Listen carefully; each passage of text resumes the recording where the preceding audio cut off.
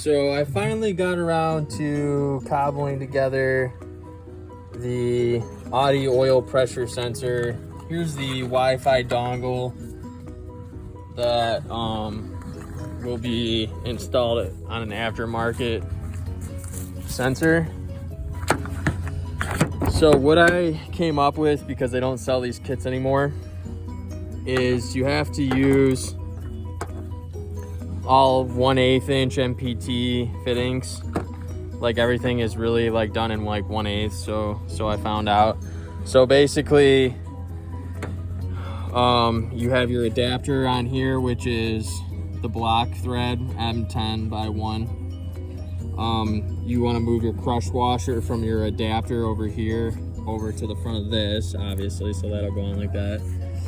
So this adapts to a 1/8 female, and the 1/8 female MPT adapts onto this male 1/8 MPT.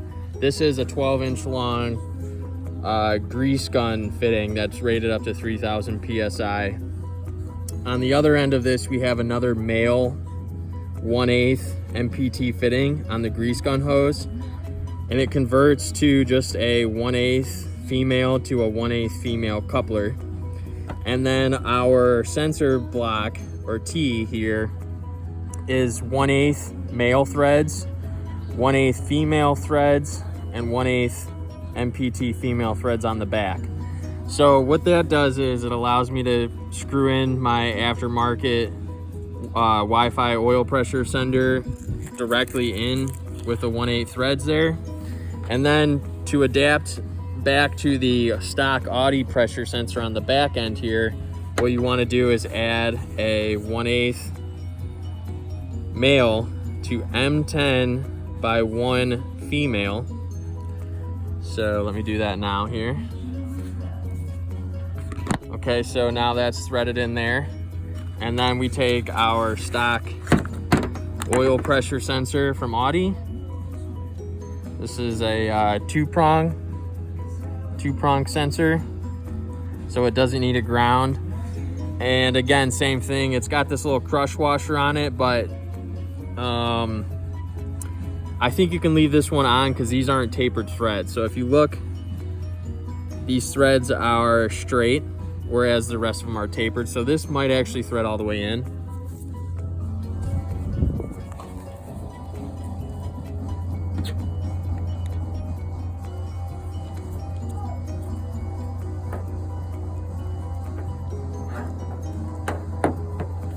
Okay, so it doesn't thread all the way in, but that's okay. It threads in quite a bit. And you don't want to over tighten any of this stuff. Like, just put a little wrench on it and call it done. And if it leaks just a tiny little bit, you know where to wrench it down. But this is basically it. So now what I have here is I have this to thread into the block where the stock sensor used to go, where this sensor used to go. This will thread in now. Gives me extension to get out from behind the back of the block, and it tees off into an aftermarket sensor that I can monitor and verify oil pressure anytime I want to off my phone, or off of the little dongle here that they provide. This is actually a little, it's got a little Arduino in it or whatever. And so this plugs into here like this, and you can actually see the live PSI on this little screen. So that's pretty slick, as well as on your phone. So then also, of course, we have the car's connection, so the car will know to throw an idiot light if the oil pressure is indeed low. So there we go. That's how you build your aftermarket oil sensor T.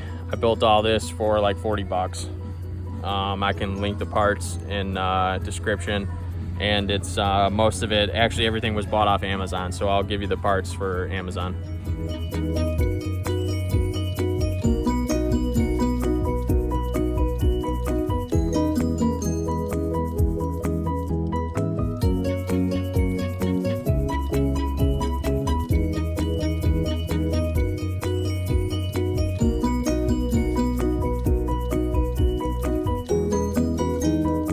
I feel like I'm playing with fire here. I'm gonna leave this camera on so you can get the readings, but this is at hot idle. When it started up, it was at about 60 PSI. then it warmed up, it got down to about 50 PSI, then it was hovering around 25 or 30 for a little bit, and now that it's fully hot, and I mean hot as can be, I'm noticing this thing's jumping around from like 18 to 20, down to 14, I've seen 13, back up to 15 and a half, 16. So I'm sort of wondering, like, is there really a low oil pressure issue going on here? Because it sort of seems like there might be something clogged somewhere. This ain't looking too good. Back up to 20.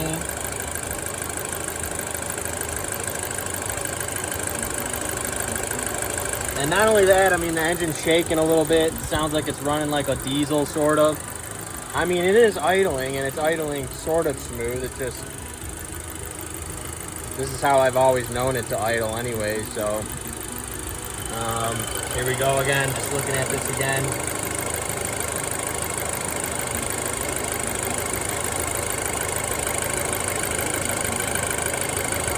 Back up to 19, 15, down to 12 and a half, geez.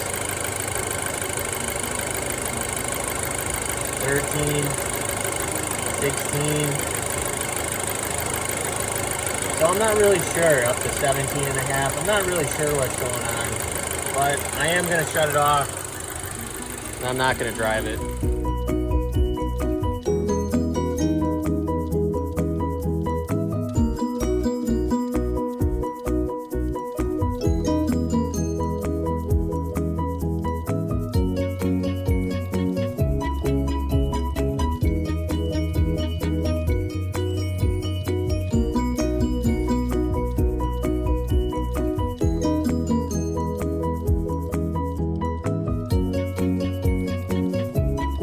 Like when it's all said and done, I just have it plugged into a cord right now because I don't have a USB connection like under my hood or anything. The T is down here, as you can see. It might just be barely leaking oil. I had to put it back on a bench vise to tighten up all the fittings on the T, but it works. It works just fine. And I also put Teflon tape on the threads. Probably a no-no, but I couldn't get it to stop leaking otherwise. So this thing updates every 1 or 2 minutes or whatever, and it goes back and it shows the current oil pressure. Now I'm a little low, it looks like maybe 1 or 2 PSI off, but this thing's got almost 200,000 on it, man. I ain't gonna mess with it. So I'd say it's pretty much done. The only thing I gotta do is I gotta adjust the wastegate nut on the turbo. I broke the jam nut loose, but can't seem to spin the actual tensioning nut for the wastegate. So I was gonna try and pressurize this little hose right here on the valve. Or no, I'm sorry, it's over on this side. I've already got a clamp on it. You can't really see it, but I'll pressurize that, which will pressurize the canister, and then hopefully it'll actuate the rod so then I can take tension off of it and adjust it. But this is pretty much as good as it's gonna get. I hate to say it, dude. This car's getting so old. All right, just a quick update. I did some looking around and I was able to find that the factory spec on those 2-liter Audi engines are 17 PSI at maximum hot temperature at idle. So if it's around 17 PSI, that's factory spec. And since it is a motor with like 200,000 almost on it, it's like 180,000 on the body. And so now that I think about it, the engine itself, because the engine was changed, I think has 140,000 on it. So the engine has 140 and the body has 180 or 190,000, but at 140,000 miles, there's going to be some wear, I imagine. So I'm thinking that being around 15 and a half or 16 and then sometimes jumping up to 20, maybe that's your 17 PSI range. So in which case, I think the car might be okay to drive. But still, the turbo wastegate needs to be checked, and I need to check and see like what the boost is doing. So I'll show what I found, because I did do a lot of digging around, and a lot of people seem to be guessing, or they would look at a Bentley manual and that's fine, but I don't think it's correct, because the more places I looked, the more people said that it's closer to 17 or in that range at least. So I'll share what I found, but in any case, the car's fixed, so I'm really happy about that. It was sitting all winter time, and I really thought maybe that I spun a bearing or something like that. So thanks to Audi Zine and everyone on Audi Zine, and I'm gonna share this video with you guys to let you know how to build that oil tee if you need it. Thanks, guys.